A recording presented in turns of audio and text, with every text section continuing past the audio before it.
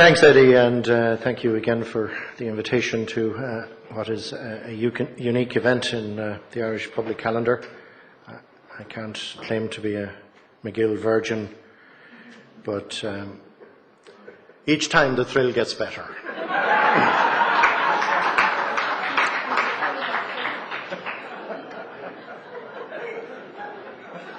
Our government has done well in a few areas. There is a prospect that we might get some amelioration in the bank debt. The government has brought political stability and is headed in the right direction, and Enda Kenny and Michael Noonan deserve credit.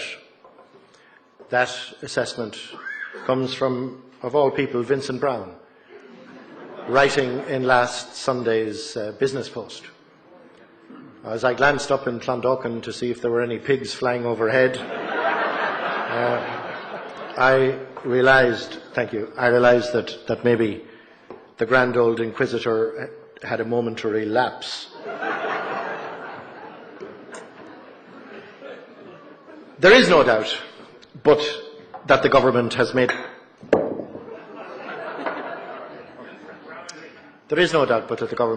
progress and significant in some areas and less than we would like in other areas.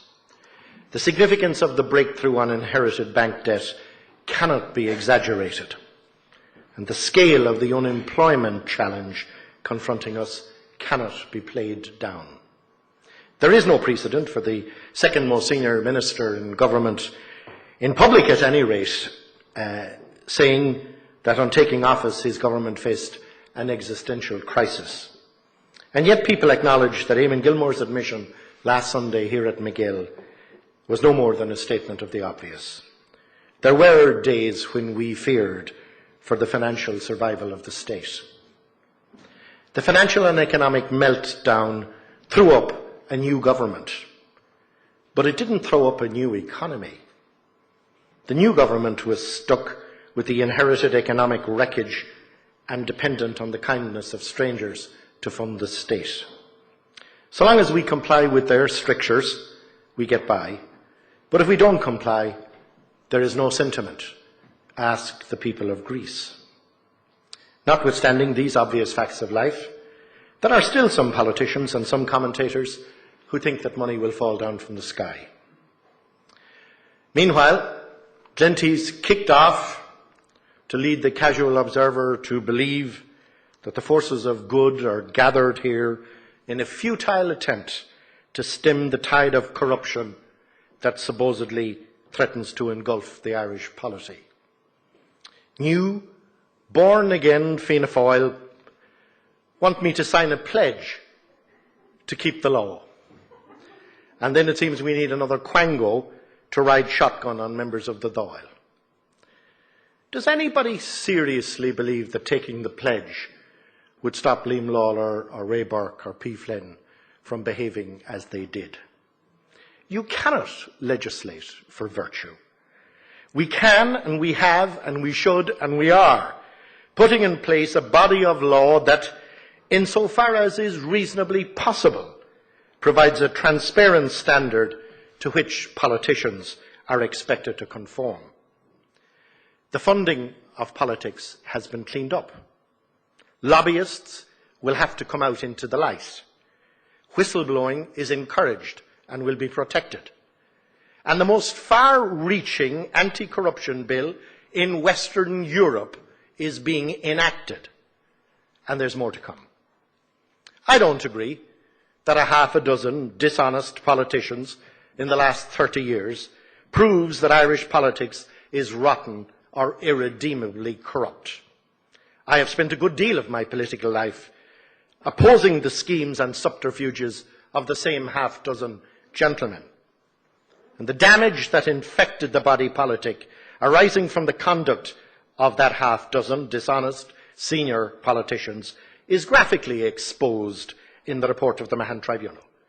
But I reject the proposition that people go into politics for what they can get out of it.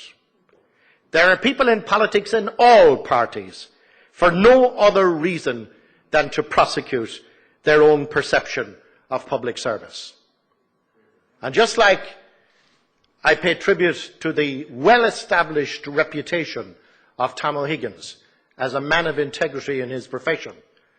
I wouldn't like to look too deeply in that profession, because ever since the Goodman Tribunal, we couldn't have had the scandals that we've had in this country if your profession was doing what they ought to have been doing.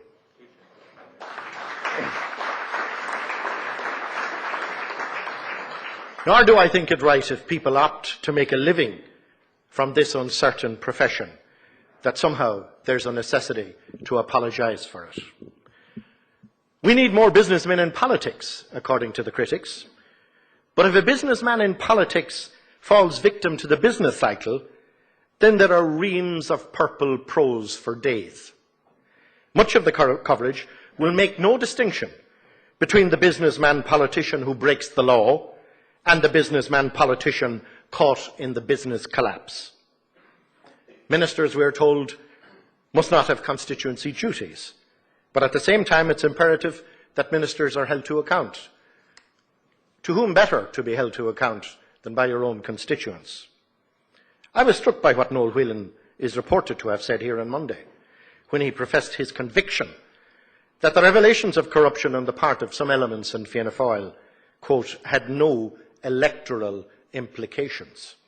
I think he's probably right. The economic collapse caused the collapse of Fianna Fáil. After all, the electorate in 2007 knew all they needed to know about Bertie Ahern, and yet they went ahead and re-elected him. Why is there a constant need to assert that nothing has changed when this is manifestly untrue? Has anybody paused to wonder where the relentless denigration of politics will lead us?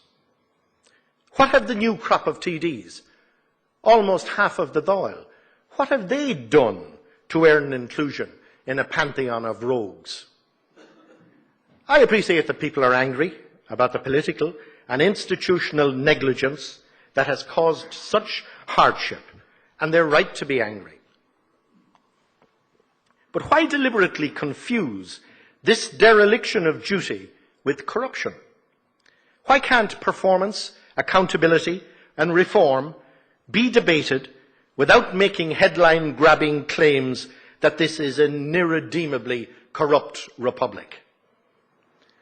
The law has not yet been imagined that can prevent a politician from abusing his office if he's determined to do so.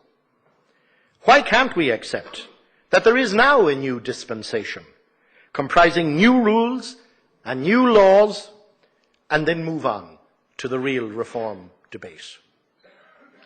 I do accept that a cultural shift must be at the heart of the reform agenda.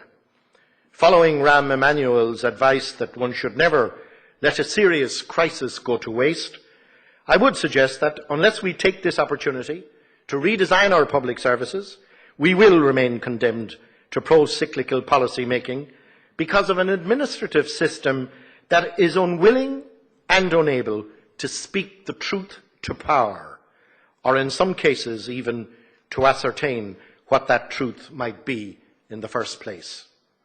There is an impressive list of projects currently being progressed by the Minister for Public Expenditure. The reform and extension of the Freedom of Information Act, a review and modernisation of ethics legislation, the regulation of lobbying, a bill to safeguard confidential information communicated to a public representative, new cross-sectoral whistleblower protection, an extension of the Ombudsman's remit, establishing a legal framework for Oireachtas inquiries, and a review of the legal framework for civil service accountability. But those who have been crying for reform choose not to want to know about it. And of course, in a matter of detail, know damn little about it. This is a coordinated attempt on the part of the government to address the serious concerns of our citizens and to restore some level of trust in Ireland's political and administrative structure. Trust is a fragile attribute, easily damaged and extremely hard to repair. It can be damaged, sometimes fatally, by a single catastrophic failure, but can also be just as fatally undermined by being constantly eroded by cynicism and a focus on the negative. I want to highlight one issue in particular: our need to reassess how the government, civil servants and individual ministers are accountable to the Oireachtas in a meaningful way for the actions they take. This raises fundamental questions about the respective roles of ministers and civil servants. As an opposition TD, I have long been frustrated by what I think are 19th century notions of the minister's personal responsibility for all the acts of his or her civil servants, regardless as to whether they are done under his direction or even with his knowledge or consent. This can lead to a situation where accountability to the Oireachtas is demanded on an entirely fictitious basis. The result is that if questions are asked as to who actually decided what, when and why, a corporate veil can descend upon the entire department. Both the minister and officials engage in a form of collective self-defence in order to obscure the actual decision-making process and to prevent identification of the individuals involved at any level. I've described the position as a Faustian pact involving an abnegation of public personality on the part of civil servants and an excessive fascination with the role of the minister. In return for defending his department as if its actions were all his own, the minister is guaranteed that he will never walk alone and never be short of something to say in his own defence. We now have departments of state that function under two parallel systems of management. Under the Constitution and under the Ministers and Secretaries Acts, departments are administered by ministers who are personally responsible for the performance of functions. Under the Public Service Management Act, these same departments are managed by Secretaries General and functions are assigned and performed by civil servants who are accountable to the Secretary General and not to the Minister. What's the difference between administering a department, a ministerial function, and managing a department, the function of the Secretary General? It seems to me that the two terms are legally synonymous. It is as if we have invented a pyramid with twin pinnacles, a contradiction in terms. Because of this, accountability does not work as it should. When ministers are to blame, the system should identify that rather than shielding them. But when civil servants get it wrong, we're entitled to know that too, and what the minister did about it. Another issue I've highlighted is that our law requires that a civil servant must not express any public opinion on the merits of policy or the objectives of policy.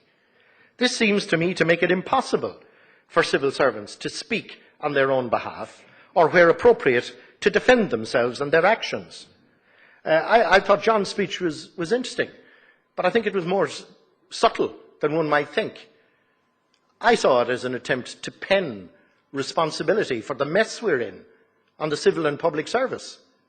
And yes, they do take a share of the blame, but by God, they're not the only ones who take a share of the blame. This can also be a cloak which deprives the Oireachtas from getting a full narrative as to the way decisions were arrived at. It's an issue we have to resolve if we're to have an adequate parliamentary banking inquiry, for example. As a minister, I value the relationship between the civil service and the minister. This key relationship is built largely on trust, but it is also by its nature ambiguous and lacking in clarity as to the specific roles of the players. Ambiguity is defended on the basis that it supports a flexible and collaborative public service where the elasticity of individual roles allows for a quick response to changing demands. But ambiguity also allows for vagueness as to who is responsible for what and to whom are they accountable. So there are many practical steps that we can and should take to transform the civil service accountability landscape.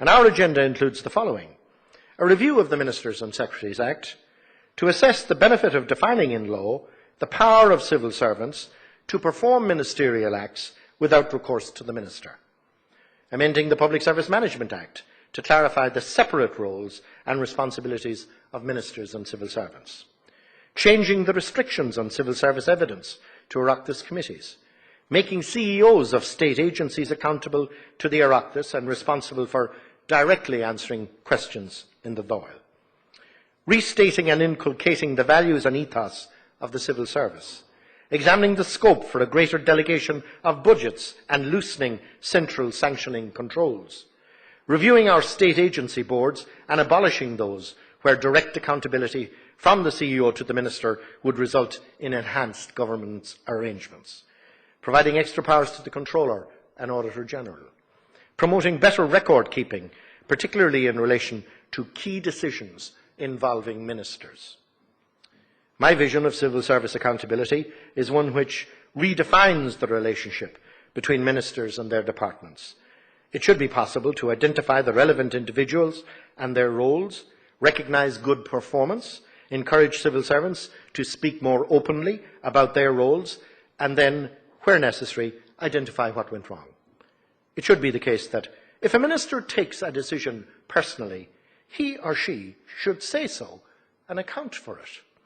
If the decision is taken within the department under a delegated power, then the relevant named official should say so and account for it. The minister would then have to account for the degree of supervision he or she exercised over the department in relation to the exercise within it of delegated powers. Civil service reform and the Croke Park Agreement are linked in the public mind, but not, I think, entirely accurately. That agreement is a negotiated settlement by way of a standard collective agreement of threatened industrial action. It is not a social partnership agreement with all of the additionalities entailed by that process. It is instead, as described by Shea Cody of Impact, a traditional type of agreement between a trade union and what we all have to recognise as a broke employer, designed to protect staff while reducing costs. And the agreement is designed to allow for the extraction of costs from the public service while holding open the prospect of a recovery of lost income over time. Under Croke Park, staff are cooperating with cost extraction in a way never done before. The recent agreement on sick pay is a case in point. So, Croke Park is concerned with the sort of changes to work practices that can save the government money. The wider reform agenda overlaps to some extent, but is aimed at reforms that transform the civil service and enables us not simply to get by with less, but to do better with less.